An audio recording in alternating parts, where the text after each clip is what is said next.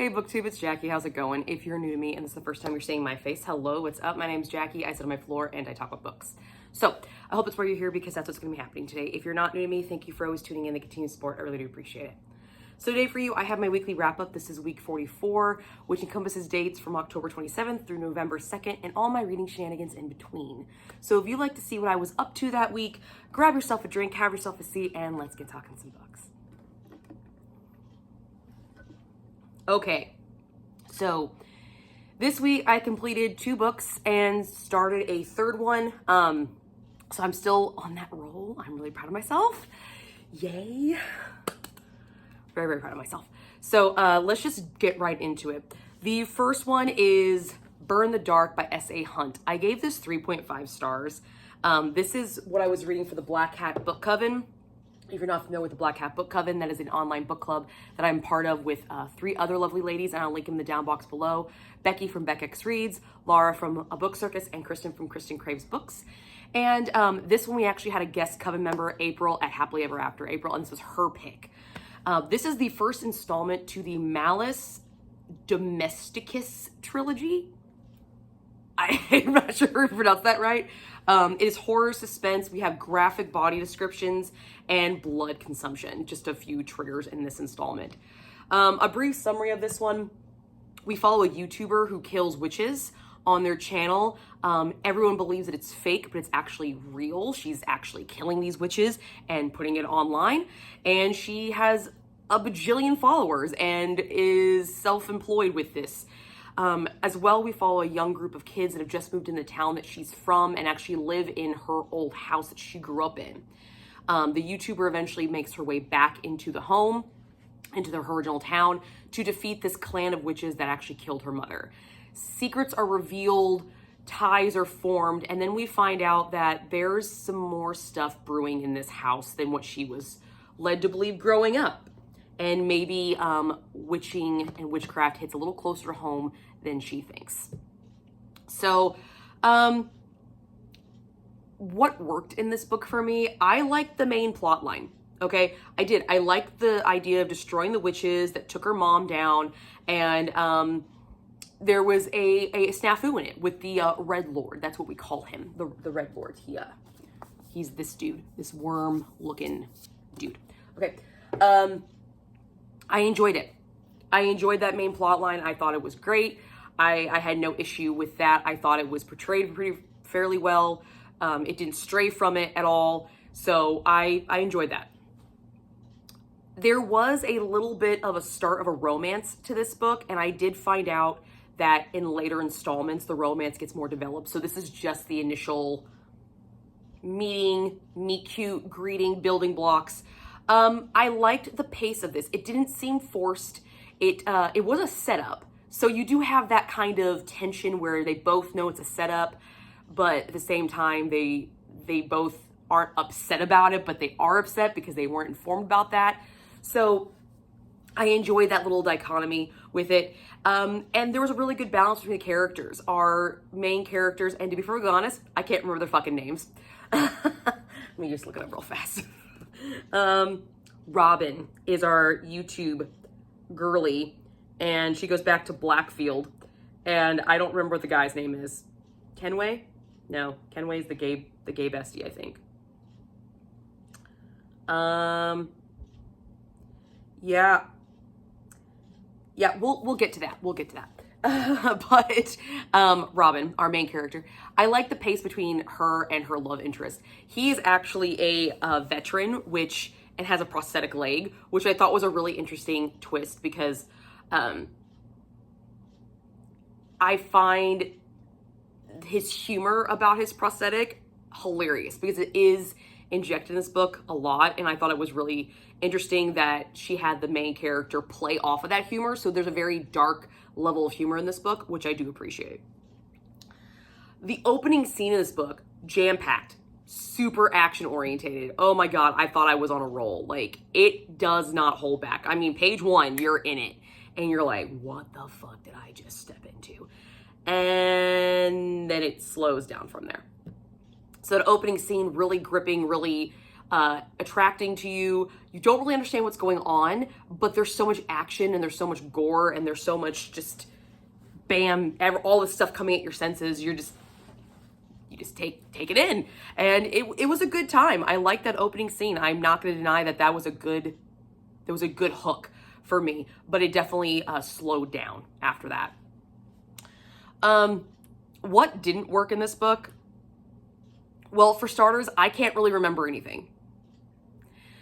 As much as that opening scene was action-packed, I said after that, it started to slow down. This book really was the building blocks of this series. There's not a lot of action in this book other than that opening scene in the very end where we have like this building to this big giant war.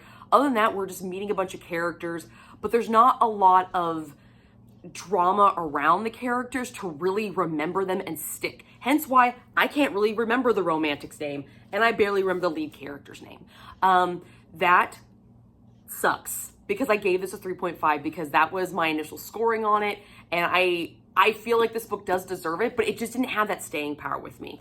And I found when we were doing our live show, which I will link up here because we've already done the live show for the Black Hat Book Club, and on this one, a lot of the girls kind of felt the same way. There's a lot of us just sitting around going like, yeah, nothing really's happening. Nothing's really hooking us in. Just kind of chilling. Yeah. Cool. So where first installments go, yes, you get introduced to everybody, and you get introduced to the idea of what's going on.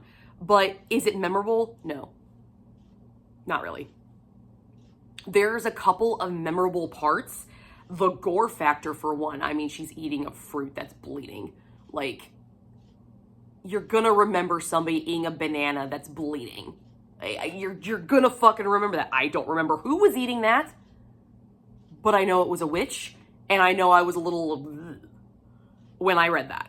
So there is some moments of memorability, but it's not character-based. It's atmospheric-based. So if you like atmospheric reads, I think you will appreciate this first installment, but for a first installment for a trilogy that feels like it's supposed to be as action-packed as I've been told, and as action-based as that opening scene, because that was written really, really well on top of it, this was not a strong first installment. There needed to be a lot more action, a lot more descriptive. I needed to get to know these characters in the scenarios that you want me to understand them in, and I just did not have that.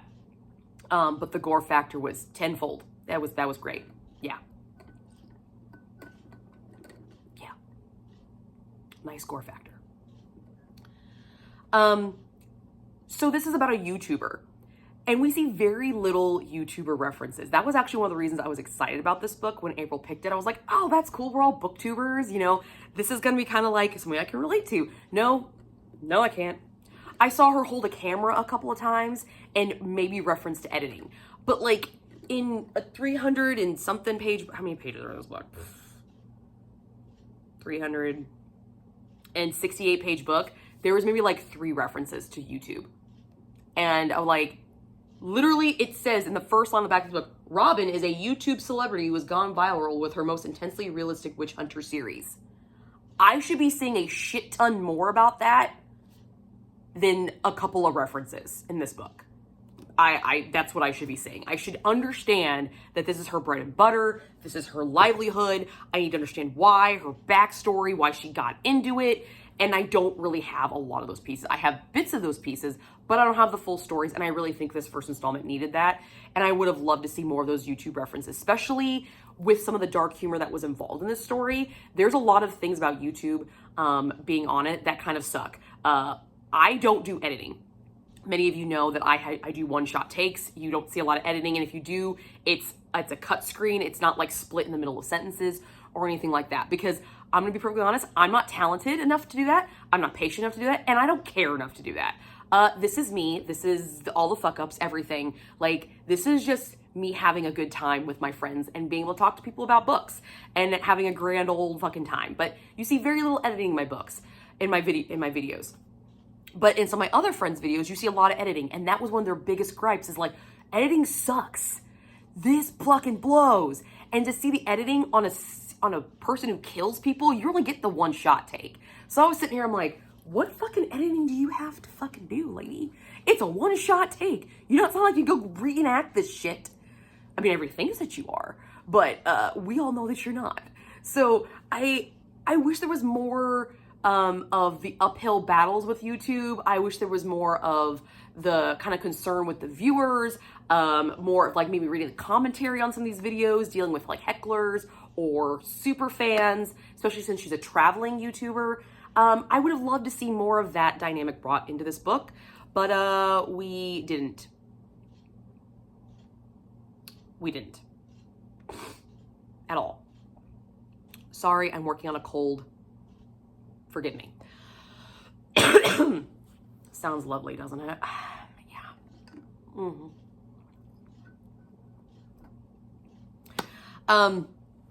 So I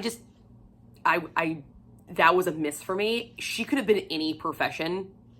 It didn't have to be a YouTube thing. The YouTube thing could be taken out and you would never know the difference of the story. Okay. That slowing down after the opening scene, which led to me basically not really remembering a lot of this book, that was a huge downfall because it doesn't really ramp up again until the very end and then the book's over. So you have super powerhouse action, oh my god, gore, action-packed, we're fighting, we're learning shit, and then fuck all. And then we're building and building and building and building at the very end and you're like, okay, you're gonna give me at least some battle. No. They're gonna go have dinner. What? Well, that was the most depressing roller coaster I've ever been on my entire life. Thank you. I appreciate that. Fantastic. Also, I found the main character a little hypocritical. So without revealing a big, huge reveal in the story, I mentioned that finding out about the witches hits a little closer to home. And when that turns into what it is, it doesn't veer. It stays the same plot line of killing witches. But then you find out that the reason you got into this is kind of the reason why you're fucking failing. Awesome. I saw no anger. I saw no empathy. I saw no emotion whatsoever. It was just kind of like, like, cool. Fantastic. Now, with that being said, it's a first installment. So we're laying the groundwork. So this could go fiery later. And I've been told by April that a lot of the action happens in the second book. So I'm going to reserve some opinions on some other things I felt didn't work because I want to see where this goes. It was an interesting story concept. It was an interesting storyline. Not something I'm going to pick up right now, but who knows? You might see the sequel on here eventually. Maybe another Halloween read. Who knows? As for a spice rating, there was the budding romance. It's just some steam, and not even steam that can burn you. Like, it's just, you see it on the stove a little bit, but you know the water's boiling, but it's not really quite boiling yet. You could still put your hand in it and it's not going to scald you. So it's very mild steam in this. But again, I was told it ramps up later on. So, but I did give this a 3.5, which was a lot higher than I thought I was going to give it based off of how I felt in the live show, which I had not finished the book at the live show. I still have about 100 pages in it at that time. So I would say that I'm slightly impressed with it, and I will give it another shot. I will continue with the series, just not anytime soon. So, Burn the Dark. Oh, there was one other thing that I did mention this. I did put in my notes, looking at it. There's a lot of Stranger Things references. There's a lot of like iconic references, Lord of the Rings, Stranger Things, like cult-ish almost references, which I did enjoy. But the Stranger Things references, if you look at the Red Lord, he's really reminiscent of like season 3 villain. And I was not cool with that. I didn't think that was really original. I just was like, eh. But there you go. Anyway, the next book I completed was something a little bit odd. It was strange. That's all I'm going to say. It was fucking strange, and it was an experience, and I love it and I hate it at the same time. So I read Someone You Can Build a Nest In by John Wiswell. Now I'm gonna start this off. I gave this a 3.5 star, okay? I gave this a 3.5 star. And I picked this book up not knowing anything about it. One of the prompts for the 52 book club challenge is to read a book without reading the blurbs or the dust jacket or anything. So I learned about this book from Becky over at FirstLadyReads. She posted it on her Instagram. Literally all I saw was a picture because it was on silent. And I saw the picture. I said, that looks cool. Done. I bought it that day. It came in and it sat on my shelf until October, which I was planning on reading it. And I did not look it up. I did not research it on Goodreads. I looked no reviews up or anything. So I walked into this book 100 completely % blind, except knowing the title and the author and what this cover looks like. Okay. That is where I started with this book, which leads to why this review is as weird as it is. So, for starters, this is suspense. It is horror. It is fantasy. There's a lot of fucking gore. We have revenge in it. We have death of a sibling and child on page. We show some animal abuse, and we have matricide. We have a bunch of shit in this book. A lot of triggers. So just be warned. A quick summary of this book. We encounter a shapeshifter who chooses to remain most of the time as a gelatinous blob of goo. All right?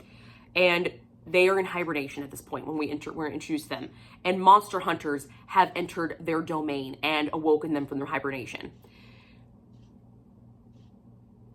Shapeshifter attacks and has to assimilate to attack somehow and is successful and kills one of the team. And then in the process of going and trying to find the others and trying to find food, a chain reaction events starts that leads this main gelatinous glob of a character to do something and to encounter someone that she never thought she could encounter and to feel things that she never thought she could. Because she's a gelatinous glob of goo. That's our summary. Okay, yeah. There's a lot of shit that happens in this book, but if I tell you any of it, it will ruin the story. There's a lot of shit that happens in this book. This is a great fucking book. There's a lot of crap that happens. But yeah, it's a weird one. So what worked in this? The gore and the creep factor. Absolutely what the fuck. This thing was so fucking graphic. I was just like, there was a point when my husband came home and I was reading this book. I was like 10 pages in. Okay. 10 pages in. And he's like, what do you think of your book? And I'm like, my husband plays D&D. If you've been following me at any point in time, you know that. He plays D&D, Magic the Gathering. And he's more familiar with some of the creatures. And I asked if he'd ever encountered a Shishishen. Because that's our creature. Shishishen. Shen. That's the only way I know how to pronounce it. I have no idea if it's real. I don't know if it's a creature's actual fucking name. But it's a gelatinous glob of goo named Shishishen. And he's like, no, I've never encountered that. So I read the description of Shishishen waking up. And emasculating leftover bones in her hovel, iron chains to make her spinal cord, a bear trap to make her rib cage, some random amalgamations of past meals of their bones to simulate some kind of humanoid looking thing. And he's like, what the fuck? This is the first 10 pages, guys. What? Now, mind you, I know fuck all about this book. I did not go in. So I'm like the entire time, what the fuck is this? What is this thing? What is the purpose of this book? Am I supposed to figure out what the fuck this is? Like, what? I don't know. So we're gonna do a little story time.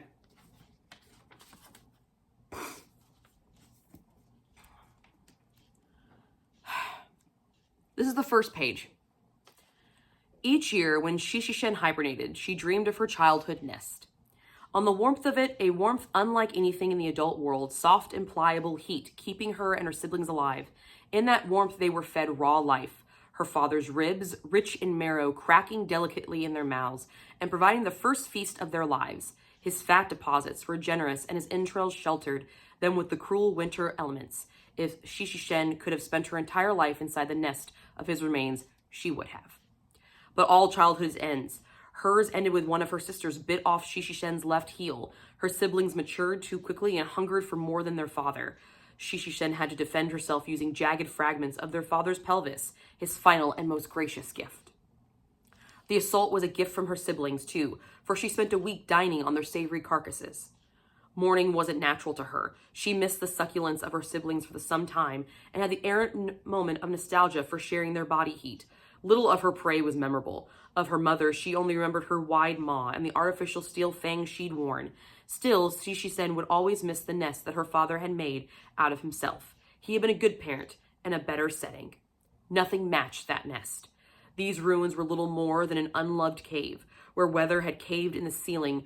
Ornery spruce trees grew and plugged up the gaps. Poison ivy and spiderwebs were few decorations overgrowing everything architects had once achieved.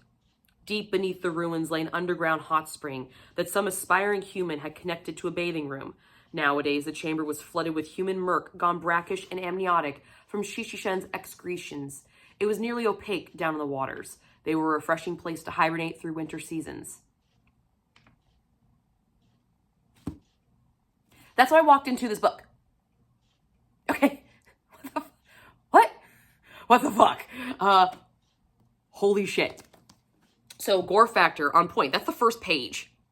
Okay. She's eating her siblings. All right. Cool.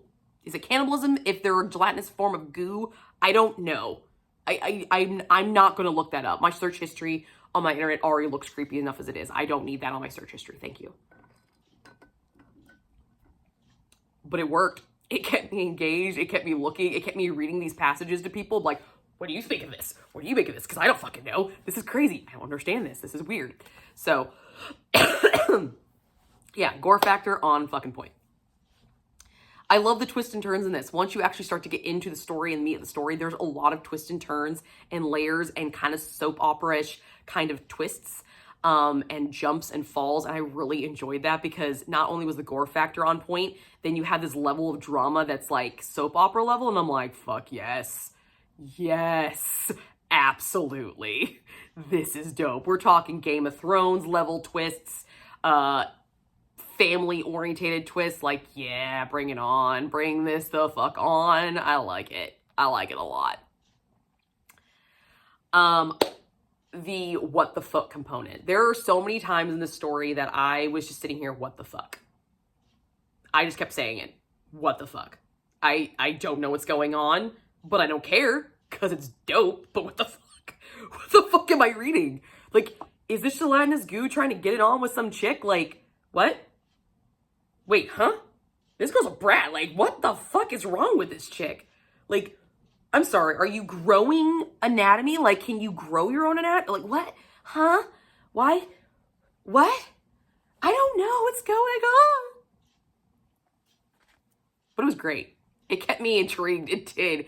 It was just the right level of confusion that it didn't make me feel stupid, but it kind of pissed me off enough to be like, I'm gonna figure out what the fuck this book's about. Fuck you, dude. I'm reading this damn thing and I'm gonna figure it out. It was like that nice balance of confusion, but yet I got answers. So there was a lot of speculation in this book as well, which I also thought was kind of fun because you would get answers and you would think one thing and then you'd find out another piece of evidence and it would make you think something completely different.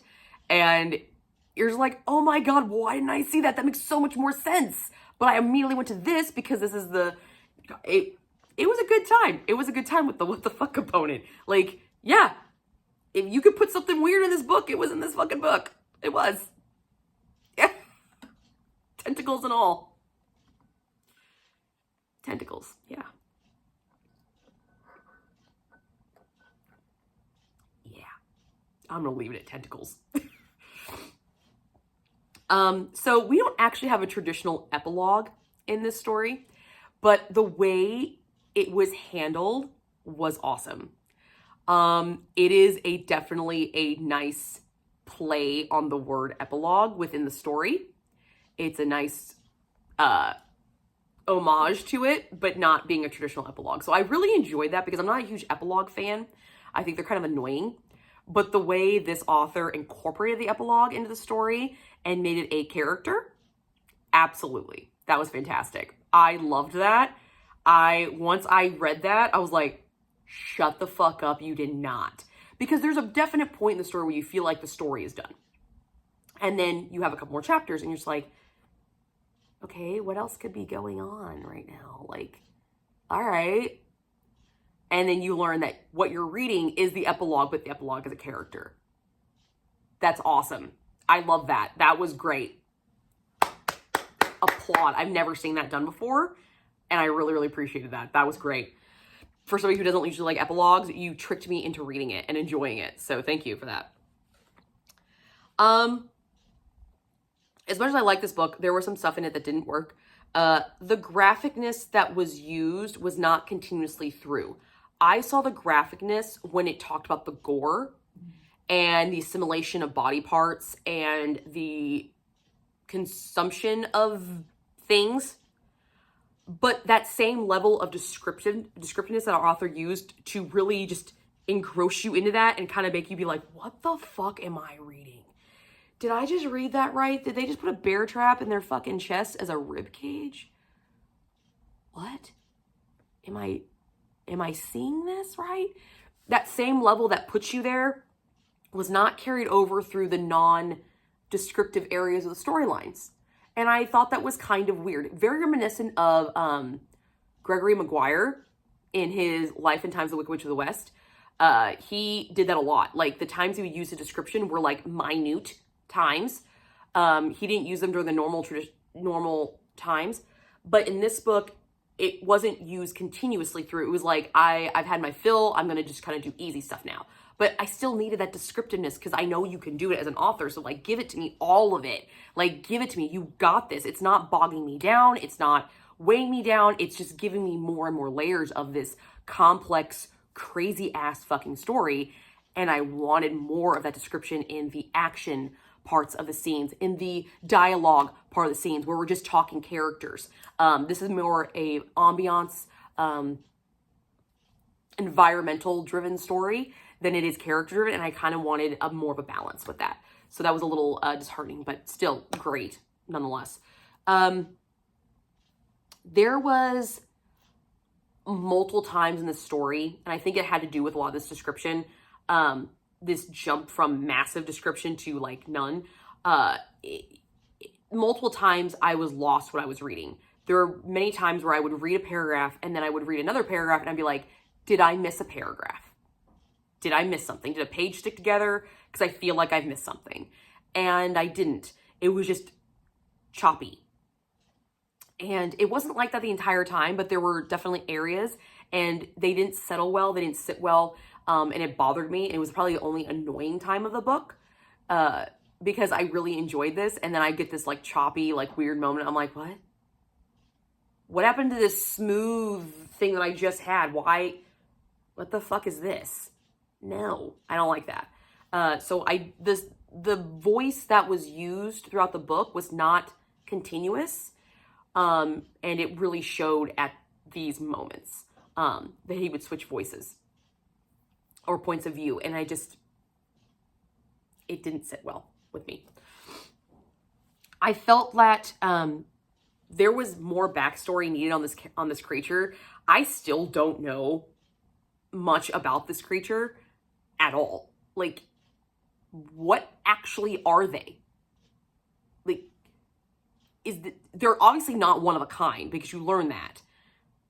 But is this Shishishen? Is that their name or is that their creature title? Like, what category of creature you are? I mean, you just say you're a shapeshifter. Well, shapeshifters are a lot of shit. Like, are you what the fuck are you? Like, what are you? I want to know where you came from, how this creature ever came to be in existence, this monster. Like, what the absolute fuck? We got backstory, but I wanted more of like a cultural backstory of this kind of creature, like where they came from, how long they've been around. Not the specific creature, but this family of creatures. Where did they fucking come from? I wanted that. And I kind of miss that. I feel like it would have answered some questions.